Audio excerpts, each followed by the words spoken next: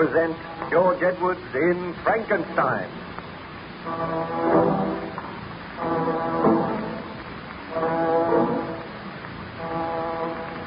During his enforced stay on the good ship Voyager, Baron Frankenstein related his experiences to Captain Walton, who noted them in his journal. And it is owing to that journal that we are able to retell the strange experiences of Baron Victor Frankenstein. Each morning, Captain Walton used to visit Baron Frankenstein's cabin.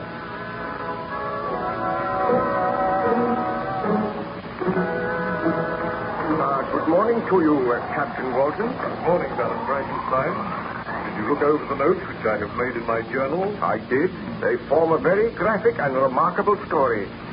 It is extraordinary to think I am reading my own story, and that story is not yet ended.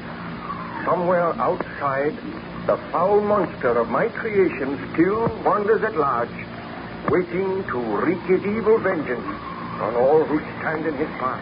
Did you create a mate for that monster? You may remember you were telling me that you and your friend Ernst Clerval had arranged to journey to a lonely island in the Orkneys, there to attempt to create a female monster. That is true, and I lied to my wife. I told her that I was going to take a short trip for my health. Eventually, I reached the island in the Orkneys, and there Ernst Clerval and I took up our residence in a large, comfortable cottage. I used one big room at the back to conduct my experiments. I studied night and day. I worked for months, and at last I molded a form which I hoped would someday have life and would be the mate of the monster which I had created. One night, I sat working over this form while Ernst sat by my side. He watched me at work and said, Victor, I do not know whether you are doing the right thing. I do not feel that you should create another monster. I have doubts myself, my friend. As my work nears completion, I am afraid. I think that I will unleash another killer, another frightful monster to bring havoc and misery into the lives of many people, and yet I must go on. You do not know that the original monster you created still lives.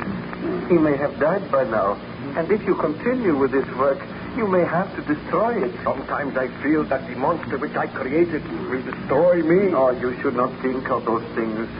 Have you heard from Elizabeth lately? I received a letter from her yesterday. She begged me to return home and wonders why I am delaying so long. She must never know what I am doing. She will never forgive me. She will never learn. Come to bed now, Victor. You have worked long enough.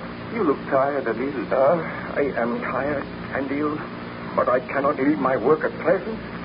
You go to bed and leave me here. The truth to tell, I am tired of this cold, windy, unpleasant island. Will we be here much longer? Not very much longer. If I work through the night, it will merely be a matter of waiting for a thunderstorm. That might come tomorrow, and then my work will be complete. Then this lifeless body will have the divine spark, and I will have sinned again. Oh, think of it, Ernst. I should not do it. I know I should not do it. Courage, my friend.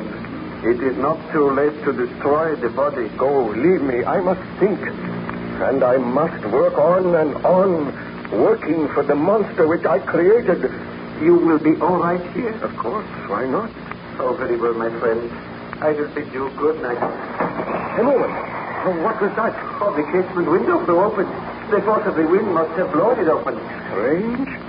It has never done that before. I shall close it before I go. That is better. Good night, Ernst. I will see you in the morning. Good night, Victor. Do not stay up too long. Alone with the devil's work that I have made my own. My thoughts drive me to a frenzy. If only I had never attempted to create the monster. If only I did not have to slave now at the orders of my own creation. Who's that? I said that I would be watching over you, Frankenstein. The monster. I have watched you these many days. I've traced you to this lonely island, And I am happy knowing that now you are obeying my orders, knowing that soon I am to have a companion, a mate in my own likeness. Oh, why do you haunt me? Why have you followed me here? Are you not my creator? Have I not the right to follow you and watch you at your work? Anger me not, Frankenstein. I am living for the day when that lifeless form that lies before me shall have life. Then there will be one creature on this earth which will not regard me with shuddering hatred and loathing. You look more hideous than ever. And when I think that I created you, I am filled with horror and remorse. I cannot make another in your likeness. Begone, foul fiend! Have a care, Frankenstein. You remember the threat I made to you? Unless you complete your work, unless you make me a companion, all those whom you love shall die at my hands. Standing there, framed in the window, you look more loathsome than anything I have ever seen. Those hands which I made have killed defenseless people. And they shall kill other defenseless people if you do not obey my orders. Tell me this. Have you slain anyone since last we spoke? I slew but one man. He laughed and jeered at me, hurled stones at me, turned the villagers against me. Then I seized his throat and choked the life from his body. You devil, you promised you would slay no more men.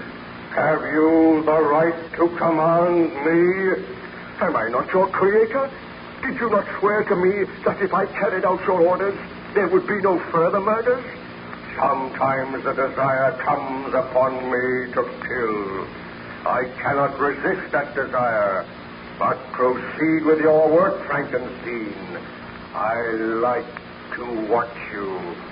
Go from here. I will not proceed with my work while you are here. Go, you loathsome visage. Oh, you fill me with horror and hatred. Very well, my master. I will go. But I will not be far away, and I hope that soon your work will be complete. I bid you farewell.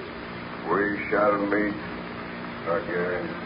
Did the monster trouble you again that night, Baron Frankenstein? I did not see the monster again that night, but I sat in thought for many hours, realizing that my ghastly work was a great sin. Remembering the face of the monster as I had last seen it, wrinkled with ghastly malice and treachery, I was sitting there when dawn broke. My friend Clerval came in and found me. As soon as he saw me, he said, Victor, have you been here all night? I haven't. Is your work complete? It is not complete, but I received a visit from the monster last night, and I know now that I cannot complete this work. I dare not make another fiend. I have not the right to do it. What did the monster say? Did he threaten you? Yes. Do you not understand, Ernst, that if I create this female, there is no knowing that she will accept the monster as her mate? She might turn with disgust from him when she sees him amongst other men. She will also know and realize that he is hideous and deformed, and she may have the same murderous purposes. I dare not do it. I must not do it. My poor friend, how can I advise you? Give me that iron bar. I feel that madness is upon me. I swear that I shall never complete this work. Give me that iron bar, Ernst. Here it is. What will you do with it? You will see. I will destroy all traces of my work. Look, I smashed this lifeless form to atoms. Never will I resume these labors. As I smash this form, so do I defy the monster. I will find him. I will no longer fear his threats. I will destroy him just as I am destroying this work of mine. Look on me, Ernst. Victor, you are close to madness. Yes, close to madness. See now what I have done. The monster shall never have a mate. Perhaps you are wise. I know that I am wise, but I know that my first creation still lives, and when he learns of this, he will vow hatred and revenge. The monster. Oh, he approaches the window now. I still have the iron bar. I shall destroy him as I destroyed the form that was to be his mate. Oh, The lonesome creature stands outside the window. Look at him. Yes, look on me, Frankenstein. Look on your creation, then look on the work you have destroyed. And I am glad that I destroyed it. Do you dare to break your promise? I left Switzerland after you. I crept along the shores of the Rhine. I have dwelt many months in the heaths of England and among the deserts of Scotland. I have endured unutterable fatigue, cold, and hunger, and now you dare to destroy my hopes. Your threats cannot move me. They confirm in me the determination not to create a companion for you. Do you think that I, in cold blood, would set loose upon the earth another monster whose delight is in death and wretchedness? I will kill you. Careful, Victor. I do not fear him. I seize the iron bar from his grasp. Stand back, Frankenstein. Do you think you are to be happy while I grovel in the intensity of my wretchedness? I go now, Frankenstein. But we will meet again on the day that you are reunited with your wife. Remember that, Frankenstein. On the day that you are reunited with your wife, you and I will come face to face again. Ernst, will you not help me to kill him? I'll be helpless. He stands outside the window. He wrenched that iron bar from your grasp and bent it as if it were a stick of willow. He has gone now. Did you hear his threat? I am afraid. And you may well be afraid, Frankenstein. You have had your chance, and you let it slip by. Hear me, my creator. I am now your master. Leave this out at once. Did the dreadful monster carry out his threat, Baron Frankenstein? Ask me no more today, Captain. I recall that I almost swooned after the monster had left me, and I feel now that the monster is not far away. He is close to this ship. I seem to sense his presence. I shall place armed men on guard outside your cabin. Do not fear, Baron Frankenstein. If my men set eyes on the monster, they will kill him. I go to give those orders now.